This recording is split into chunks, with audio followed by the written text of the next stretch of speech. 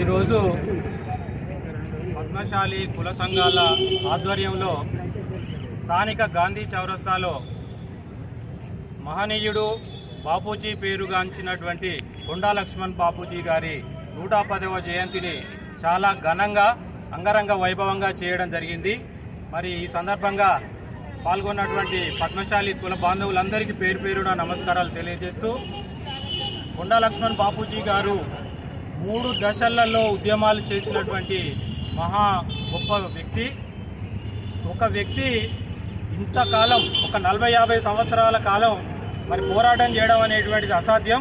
మరి కొండా లక్ష్మణ్ బాపూజీ గారు పుట్టిన దగ్గర నుంచి తాను మరణించే వరకు జీవితకాలం అంతా వివిధ రకాల పోరాటాలు చేయడం జరిగింది.